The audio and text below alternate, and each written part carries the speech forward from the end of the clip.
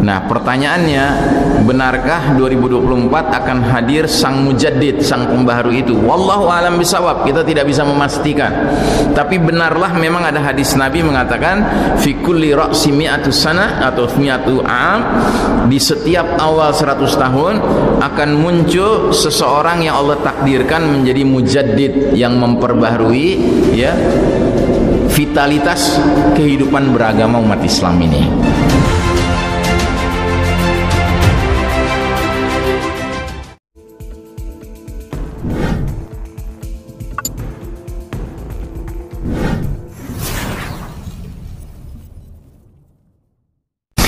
Baik, kemudian ada pertanyaan lagi, apakah perang Ukraina versus Rusia merupakan cikal bakal perang dunia ketiga? Kita nggak ada pusingnya Pak dengan perang dunia ketiga. Buat kita perang dunia ketiga itu nggak ada ceritanya. Mau terjadi kayak nggak terjadi kayak nggak penting Pak.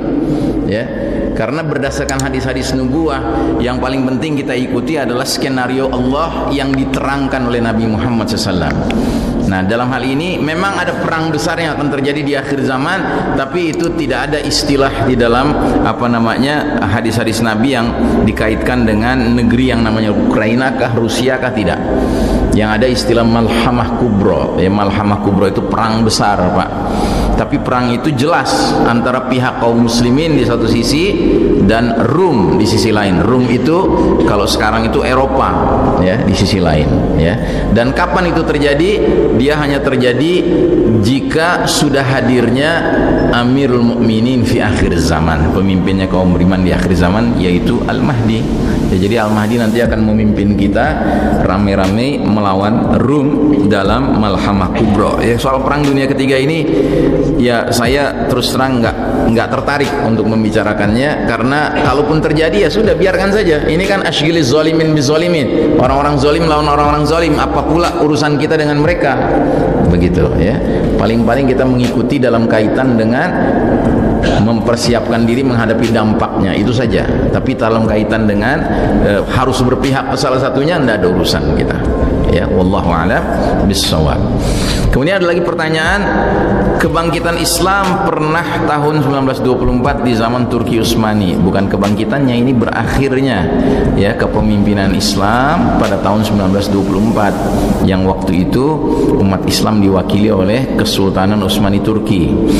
Lalu dia bertanya lagi, setiap 100 tahun akan muncul mujaddid sesuai hadis Nabi. Siapakah pembaharu itu? Apakah Imam Mahdi atau siapa Ustadz di tahun 2024 nanti?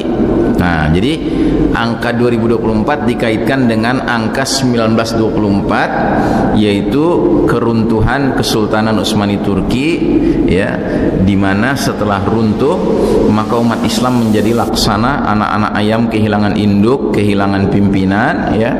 Dan bahkan Allah Ta'ala mentakdirkan selanjutnya yang memimpin dunia ini Barat, Eropa, Amerika, yang tiada lain adalah kaum al-Yahud wan Nasara ya. Dan sekarang kita berada di bawah kepemimpinan mereka ya, suka tidak suka ya, mau mengakui atau tidak, Yahudi Nasrani sekarang sedang Allah izinkan berlaku semena-mena di muka bumi ini. Nah, pertanyaannya, benarkah 2024 akan hadir sang mujaddid, sang pembaharu itu? Wallahu a'lam bishawab, kita tidak bisa memastikan. Tapi benarlah memang ada hadis Nabi mengatakan fi kulli ra'si mi'atu sana atau mi'atu am, di setiap awal 100 tahun akan muncul seseorang yang Allah takdirkan menjadi mujaddid, yang memperbaharui ya vitalitas kehidupan beragama umat Islam ini. Dan kalau saya cenderung pada pendapat Syekh Mubayyad, penulis kitab ensiklopedia akhir zaman, di mana beliau cukup kuat dugaannya, keyakinannya bahwa mujaddid berikutnya yang dinanti-nantikan oleh umat ini adalah Al-Mahdi ya. Mengapa demikian? Karena situasi zaman sudah sampai kepada era globalisasi. Era globalisasi ini artinya segala sesuatu ditakar dengan penilaian kelas internasional Pak. Sudah tidak ada masalah yang terjadi di suatu wilayah nggak ada hubungan dengan wilayah lain, semua sudah saling kait berkait Pak. Sudah jaringannya jaringan global ya. Bahkan kita sadar musuh kita ini elit-elit global Pak, seperti Bill Gates dan kawan-kawan, itu musuh kita sekarang Pak. Musuh kita ini bukan yang kelas ranting, kelas cabang ya kan, tetapi yang di sana Pak, itu musuh kita yang sesungguhnya, ya.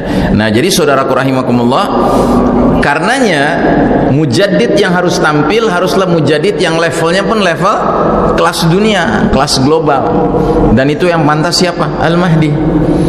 Sebab hadisnya juga mengatakan, ubashirukum bil mahdi yub'atsu fi ummati ala ikhtilafin minan nas wa zalazil fayamla'ul arda qistan wa adlan kama muliat jawran wa zulman. Artinya, kuberitakan kabar gembira dengan diutusnya Al-Mahdi ke tengah-tengah umat ini pada saat terjadi banyak perselisihan antar manusia, satu.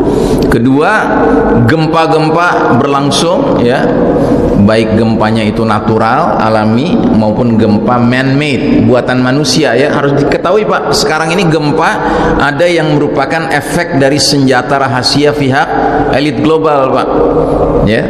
Termasuk yang diduga sekarang ini yang terjadi di Turki itu bukan gempa alami, itu gempa hasil, ya, senjata rahasia musuh, ya. Dalam hal ini mereka punya yang namanya HARP, ya. HARP itu kepanjangannya kurang lebih sebuah alat yang bisa merekayasa bencana alam Pak, merekayasa bencana alam, ya. Dan kenapa mereka lakukan ini? Karena mereka merasa diri mereka digdaya. Mereka merasa mereka berhak playing God, bermain sebagai Tuhan, menentukan bencana di sini, bencana di sana, begitu, ya. Sesuka hati mereka karena teknologi canggih. Jadi teknologi canggih mereka buat sedemikian rupa, mereka pilih saja di negeri mana mau terjadi gempa, berapa magnitudonya, skala Richternya, begitu. Dan kenapa mesti di Turki? Karena Turki baru-baru ini mengeluarkan pernyataan yang bikin kesal pihak Barat Pak, ya. Ceritanya panjang, tapi intinya adalah kalau mereka nggak suka, ya sudah, mereka datangkan bencana di situ sebagai pelajaran kepada yang tidak mau nurut dengan sistem dunia sekarang, yang lebih pantas disebut sistem Dajjal ini Pak. Ya, Dajjalnya belum keluar, tetapi sistem dunianya sudah berkelakuan seperti Dajjal. Dajjal itu kan kelakuannya nanti kalau sudah keluar, dia akan menyatakan dirinya Rabb, Tuhan. Siapa yang tunduk pada dia dikasih surga, siapa yang tidak mau tunduk dikasih neraka, ya. Nah, ini sistem Dajjal sekarang juga mirip. Siapa yang mau tunduk kepada sistem Dajjal dikasih fasilitas, kemudahan, dan lain sebagainya. Tapi negeri yang tidak mau tunduk pada sistem Dajjal, ya, dikasih bencana, ya, dikasih banjir, dikasih gempa, dikasih, ya. Nah, jadi Nabi bersabda, kuberitakan kabar gembira dengan diutusnya Al-Mahdi saat satu, perselisihan antar manusia menjadi-jadi, dua, banyak gempa berlangsung, baik gempa alami maupun gempa bikinan manusia, dan yang ketiga, Al-Mahdi akan penuhi bumi secara merata dengan keadilan setelah sebelumnya bumi dipenuhi secara merata dengan kezaliman, ya. Dan sekarang kita sedang menyaksikan bumi ini dipenuhi secara merata dengan kezaliman.